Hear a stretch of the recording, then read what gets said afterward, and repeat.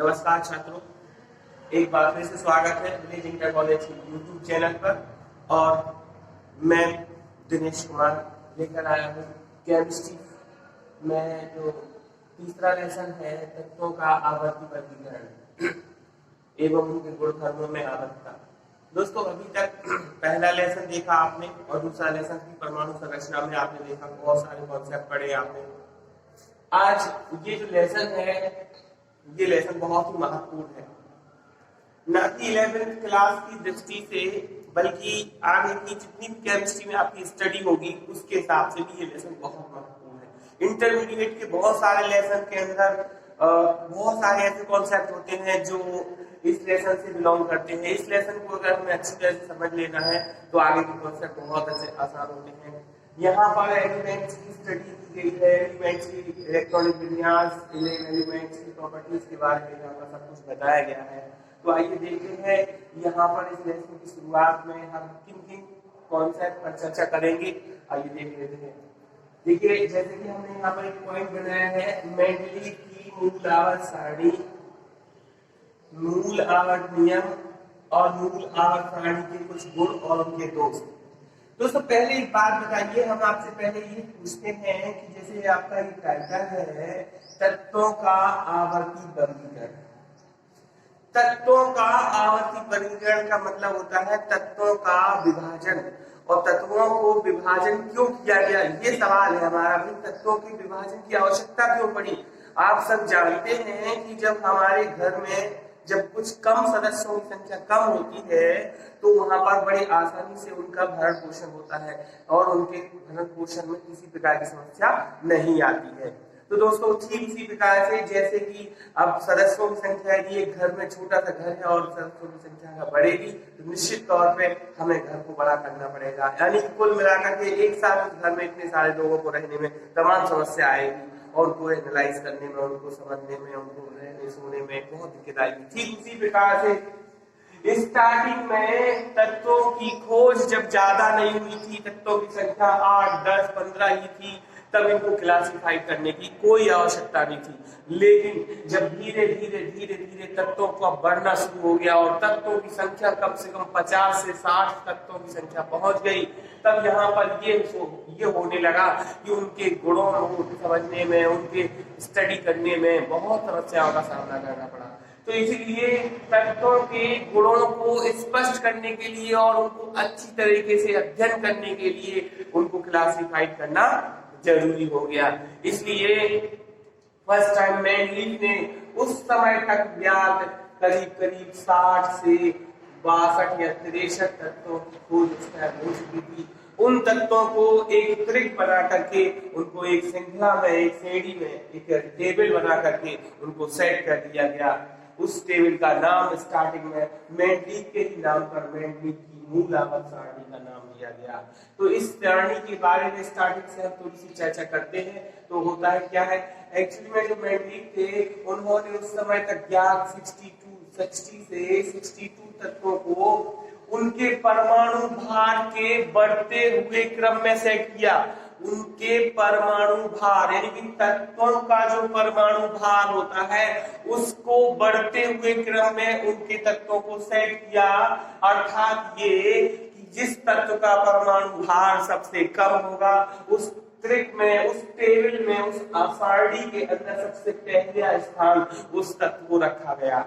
उसके बाद जैसे ही ये तत्वों को उनके परमाणु भार के बढ़ते हुए क्रम में सेट किया गया तो दोस्तों वहां देखने को ये मिला कि कुछ निश्चित समय बाद कुछ ऐसे तत्व पुनः रिपीट होने लगे जिनके गुण पहले टेबल में रखे गए तत्वों के गुणों से समानता रखते हुए पाए गए या उनकी समानता उनसे पाई गई। तो दोस्तों, मेंडलीव ने क्या किया, उन तत्वों को वहां से उठा करके उनको वापस उसी तत्वों के नीचे से सेट कर दिया।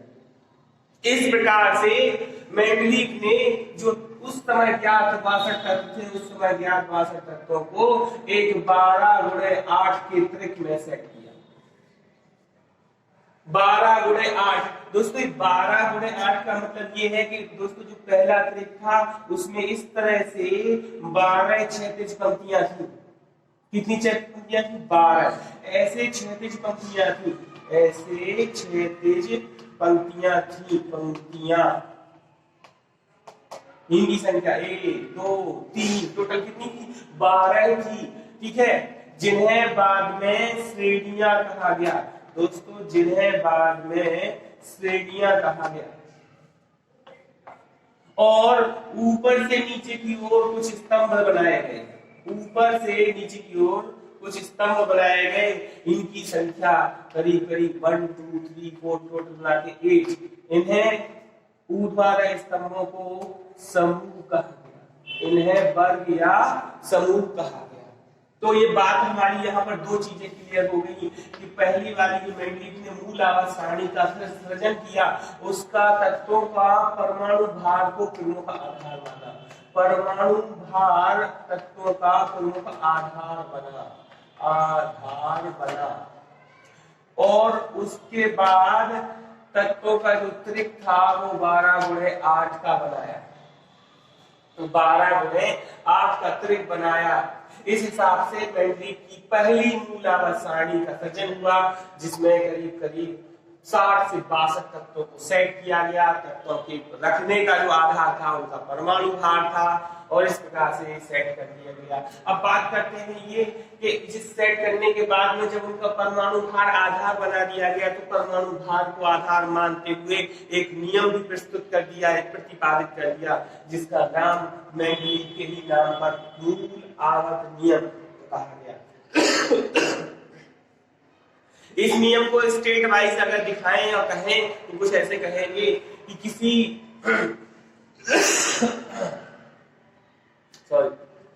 तत्वों के भौतिक तथा रासायनिक गुण उनके परमाणु भारों के आवर्ती फलन होते हैं। तत्वों के गुणधर्म उनके परमाणु भारों के आवर्ती फलन होते हैं। तो तत्वों का परमाणु भार जो है उनके हिसाब से उनके गुणधर्म चेंज होंगे आवर्तों में या श्रेणियों में। उनके तत्वों के गुण आवर्तों में उनके परमाणु भार बढ़ने के हिसाब से उनके गुणों में क्रमिक परिवर्तन आएगा। इसका तात्पर्य ये हुआ। तो दोस्तों ये मेंडलीव की मूल आवाज सारणी का स्टार्टिंग का इंट्रोडक्शन, और उसके बाद मेंडलीव के द्वारा प्रतिपादित किया गया परमाणु भार के आधार पर ये मूल आवर्त नियम। उसके बाद में बात कर लेते हैं दोस्तों, ये पहली मेंडलीव की मूल आवाज सारणी थी। तो इस मेंडलीव की मूल आवाज सारणी की क्या कुछ खास विशेषताएं, और क्या इस विशेषता के बाद क्या इस टेबल में बहुत सारी मिस्टेक्स हो गई थी, उन मिस्टेक्स की भी थोड़ी सी चर्चा करते ही इस वीडियो का एंड हम लोग कर देंगे और नेक्स्ट वीडियो में फिर जाएंगे। तो बात कर लेते हैं इस मूल आवाज सारणी के दोष और गुणों की चर्चा कर लेते हैं। तो सबसे पहले पॉइंट हम ये समझते हैं कि इस मूल आवाज सारणी के द्वारा तत्वों के गुणों का अध्ययन करने में सरलता महसूस हुई। तो गुणों में सरलता हो गई। गुणों का अध्ययन जो है सरलता पूर्वक किया गया। गुणों का अध्ययन सरलता पूर्वक हो गया।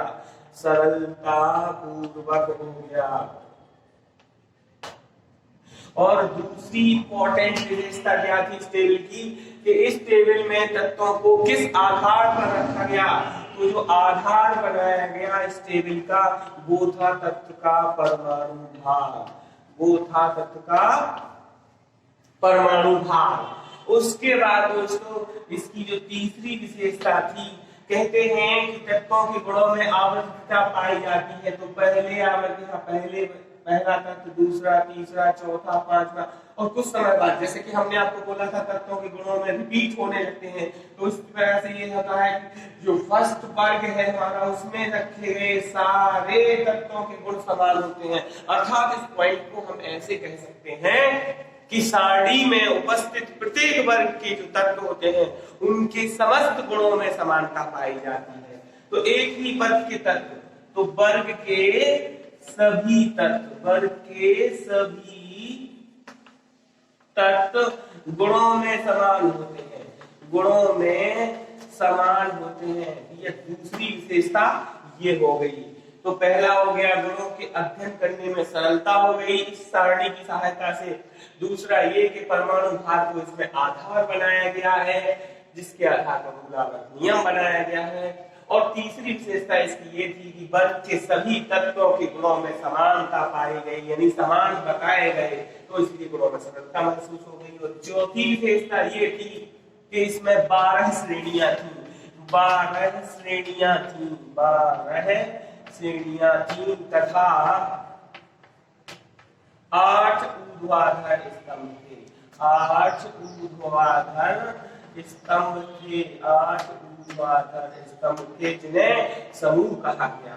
तो ये 4 विशेषताएं यहाँ पर आप देख रहे हैं, ये 4 विशेषताएं यहाँ पर हो गई है मूल आवर्त सारणी की।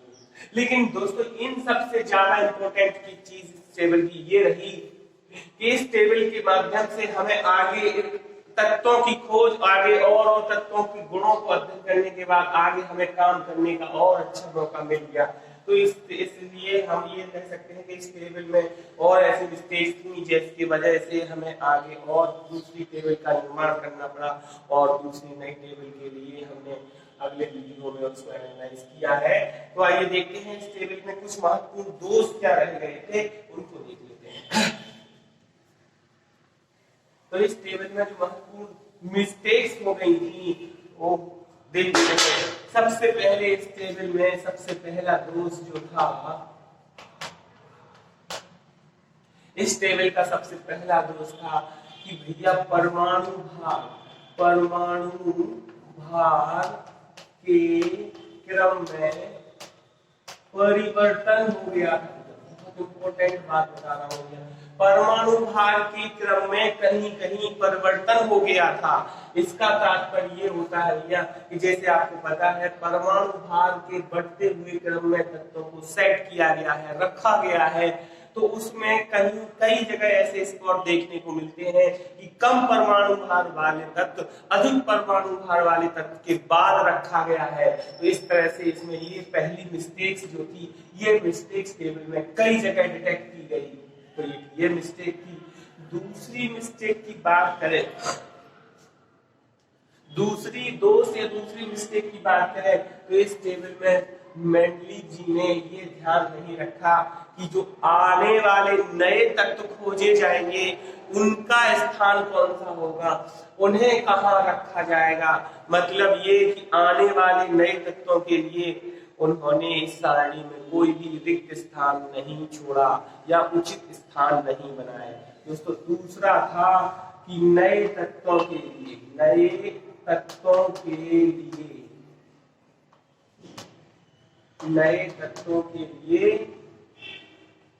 उचित स्थान नहीं, आने वाले नए तत्वों के लिए आवर्त सारणी में कोई स्थान नहीं बनाया गया। तो दूसरी मिस्टेक दोस्तों ये थी इसकी। और तीसरी मिस्टेक की बात कर लें तो तीसरी मिस्टेक यहाँ पे इसमें ये बताई गई कि आवर्त सारणी में समस्थानिक और संभारितों को स्थान नहीं दिया गया, क्योंकि एक टेबल के अंदर एक तत्व को एक ही बार रखा गया है। अगर हम देखते हैं जैसे हाइड्रोजन के समस्थानिक 3 होते हैं, 1H1, 1H2, 1H3, तीनों का परमाणु भार अलग अलग है। तो तीनों परमाणु भार के अलग अलग होने के कारण ये हाइड्रोजन तत्व 1, 2, 3 मतलब 3 जगह पर रख जाएगा, और इस हिसाब से क्या हो जाएगा, टेबल का स्वरूप बिगड़ जाएगा। मतलब ये जो परमाणु भार के आधार पर वो सेट हो जाएगा, परंतु एक तत्व को हम एक जगह से दूसरी जगह नहीं रख सकते हैं, इसलिए ये न्यायोचित नहीं हुआ। लेकिन फिर भी इसे दोष के रूप में माना गया दोस्तों।